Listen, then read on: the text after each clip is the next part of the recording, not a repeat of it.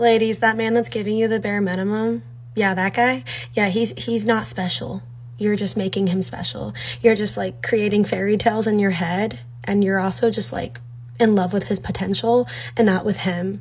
So we should take men for what they are and what they're giving us, and like really who they are, not what they could be, because they are who they are and they're giving you what they want to give you.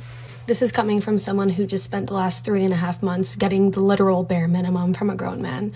I let a grown man who really isn't anything special give me the bare minimum, and I convinced myself, my friends, and my family that he was a good guy, knowing deep down that he wasn't, and he wasn't giving me what I deserved and what I needed and what I wanted. Before I go get Chinese food and watch Gilmore Girls all night with my dog, I'm going to end with this. It's better to be alone than feel alone by a grown man. It's better to be alone, actually, than be in a relationship with another human being where you feel alone.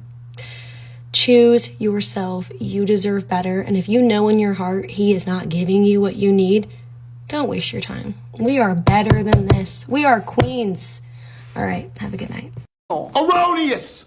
Erroneous on both counts. Oh, Lord. Me, what I need, what I deserve, what I want. Gee, Colleen, at no point did you ever say what you gave him. I mean, let's be honest. What do women give men? Because all you women love to say those fabulous words of the bare minimum, especially when you're dating right around the wall smashing age. You keep saying, oh, he's not special because he's only giving me the bare minimum. Let's flip the question. What makes you so special? Seriously, Queen, what makes you this immaculate prize that needs to be given everything? Because you keep saying, he hasn't given me. What is it that you expect from him? You want the pedestal treatment? You want him to put you up there and say, you're the greatest thing in the world and I'm supposed to sacrifice everything I have for you after only 3.5 months of dating? I'm sorry, Colleen, but you know what the biggest problem is with those of you who complain about the bare minimum? This bare minimum that you put out there, you don't even reach it. You don't even give that. But you expect to receive it because at some point you believe that just for being you and being born with a built-in taco gives you the right to demand the maximum from anybody. How about this, Colleen? Next time you want to throw this bare minimum in a man's face, why don't you sit down and say, hey, you know what? My bare minimum is this much. And I recognize that's my bare minimum. And I believe what you're doing right now is also the bare minimum. So we both have to give each other more than that. Either that or get back on the carousel and good luck. Because trust me, sister, if you get back out there and you keep choosing Chads and Tyrones and all the hot guys, because somewhere deep down inside you believe you deserve the top hot guy, you're going to keep receiving the bare minimum, along with sour cream deposits in your taco and the future single mom status. Before we move on, I want to bring attention that 70% of my viewers are not subscribed to my channel. Come on, fam. You've seen my logo on other channels, and you're already here. Please hit that subscribe button and support the channel. It really helps out. Moving on.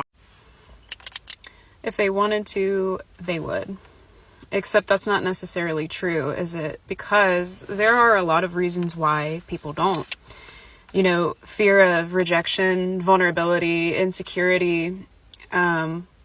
These are all issues I feel like that could be worked through with simple communication.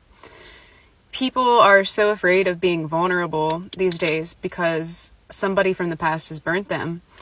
And instead of working through these issues that they developed from being burnt, they stumble through life projecting on these issues onto other people and creating these dysfunctional relationships with other people.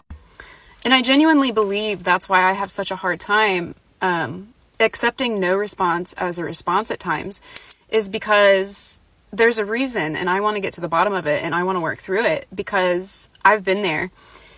But people are just too afraid of simple communication, which ultimately leads to this fear of commitment, is what it all boils down to. It's a hard time to date in 2025.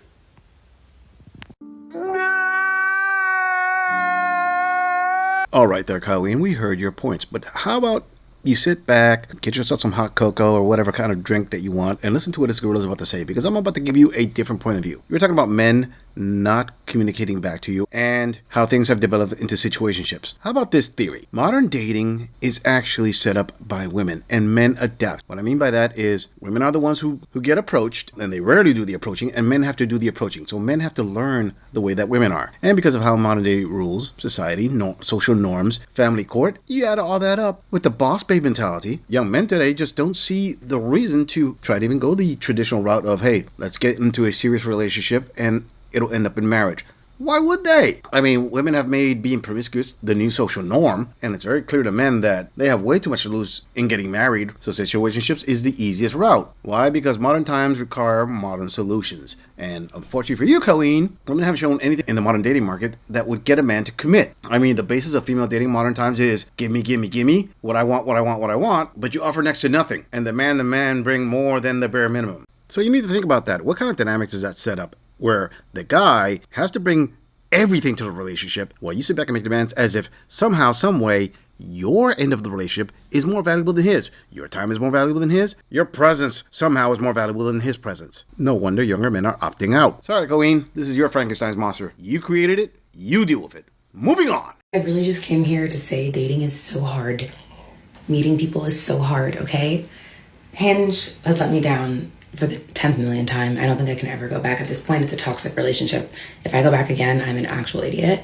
But I've been trying the whole meeting people in real life, and I was doing so well with boundaries this year where I have not allowed myself to get into a state of confusion with any men at all because I've had these boundaries and kept them. It's not having more than 2 drinks. It's not oversharing too soon. And this weekend I broke that by having more than 2 drinks and by sharing a lot. And I'm such an open book that it's really hard for me to maintain a mystery factor. And there are a lot of parts of me. So what might seem like I'm sharing a lot is not a lot to me, I put my life on the internet, so it's whatever to me. But I just feel really weird about it the next day when I've done that. Should I have said that? Should I have told this part of myself? And I just overthink myself so much in dating that it's just so frustrating. And that's why I've honestly been avoiding it and only been trying to build friendships. But I broke. I did. And I regret it. I know I try and say no regrets, but I regret it. I definitely do. And the thing about regret is I don't let it sit for too long. So today we move forward. I'm going out with my girlfriends. And tomorrow's a new day. And it is what it is. It is what it is. I thought I built a little connection this weekend. I did. I got excited. I got into a conversation and I was chatty. It was chatty, but it is what it is. And it is hard. Dating is hard. If you're dating out there, sister, hold my hand. Hopefully it gets better in time. I don't know, but I'm putting myself out there, okay? Y'all watching put myself out there. No one can say I'm not trying. I know I've taken a lot of breaks, but I do try, okay? All right, bye. The chat was great. Okay, if you didn't catch it straight from this queen, she said that she had her rules and she was really good at keeping her rules and her boundaries. But this weekend, she broke her rules of having more than 2 drinks and she shared a lot.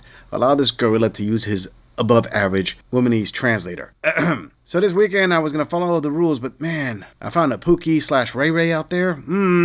And he was just super cute, and I just couldn't resist. So I drank more than 2 drinks so I can blame the alcohol for my bad decision. And then that Tyrone laid some monster pipe on me. Now this gorilla's got to give it to this queen, where she says that, it was just sharing. So she's trying to make her bad decision look like, she just talked too much and told him too much about herself. And she completely regrets it. So let me get this straight. You are getting on TikTok, sharing with the entire world your decisions and your personal information, but you're saying that you regret because you had more than 2 drinks you shared with one guy, more information than you should have? Seriously, that makes a whole lot of sense to absolutely no one who has an IQ over 20. So like I said, this is carousel ride regret here, not conversation regret. But sweetheart, this girl has got to say it. First, you have to admit that you made a mistake, and the actual mistake you made to yourself before you do anything about it. But let's be honest, what you did last night wasn't a mistake. The only thing you're regretting right now is you're thinking, oh dang it, I gave the taco up to another player and up my body count by 1 more. Accountability, I know it's your kryptonite, but you gotta face it sooner or later. Another thing this gorilla's got to add is, exactly what are you looking for, queen? I mean, if you're going to come out here and start talking to the whole world as to, oh yeah, you have your boundaries and all that, great, we know your boundaries. What do you want? Because if you're looking for a serious relationship, why are you bar hopping? I don't think you're going to meet your future husband down at the local bar past the 4th shot. Another thing on top of that, when you have the girls out on display like you do right now, do you really expect a man to take you serious? Or he's going to think, okay, you know what? You're not a 304, but you're kind of wearing a 304 uniform right at this point. Think about that, sweetheart. Moving on. Let's talk about dating, because I am so sick and tired of coming on TikTok and seeing people's really crappy dating experiences and stories being like, oh, should I take him back? Should I take him back? No. No, you should not take him back, because if someone's going to treat you like crap and you're going to accept it, you are showing them where your bar is. So this is how you actually put your expectations on the table early on. Rule number 1, you are not going to talk about all the past situations of people that have treated you like crap. You are not going to talk about that boyfriend who was talking to another woman when you were together. You are not going to talk about that guy who made you pay for everything. You're not going to talk about the bad experiences, because in his mind, he's going to say, oh, and she accepted that. Oh, and she stayed with him. You're not going to talk about that. What you are going to talk about is the things that you expect and different stories or examples or couples that you look up to.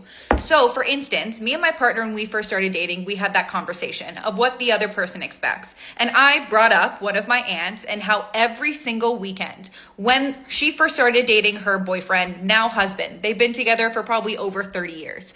Every single weekend, he would go to a farmer's market, buy her a bouquet of flowers, and bring them over to her. When they lived together, when they were married, when they first started dating, everything. He still does it to this day. And I said to him, that's what I expect. I expect a man to do things that make me smile, do things that I do not expect, do all those kind gestures. And Colin, since we've started dating, he has always gotten me flowers. When he sees that my bouquet of flowers is dying, he buys me a new one without me asking him. Stop talking about the bad and start talking about what you expect, because then you are putting that bar out there for that man. And if he looks at you and's like, whoa, you're high maintenance, or oh my gosh, that's a lot to ask, kick him to the curb. He's not the one for you, because in the entire time, if you date that guy, you will constantly be disappointed. So put your expectations up here, stick to them, and communicate them, because I promise you, you will find someone like Colin who will literally kiss the ground you walk on.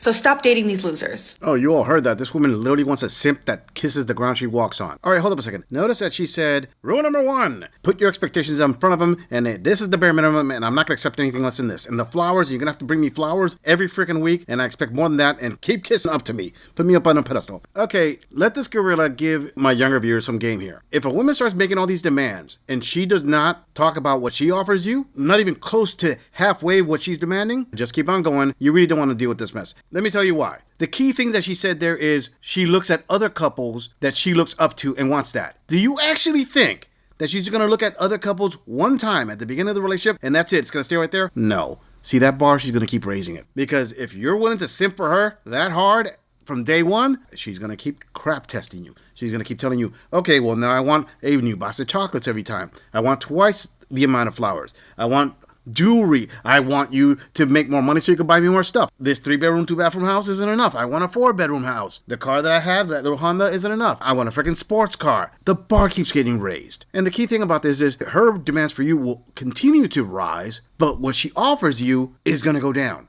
Oh, she's going to test you. At the beginning, she may give you, like, for example, foot massages every week because you're coming home from work, tired. No, let me massage you and take care of you, baby, and I got a bath ready for you. Yeah.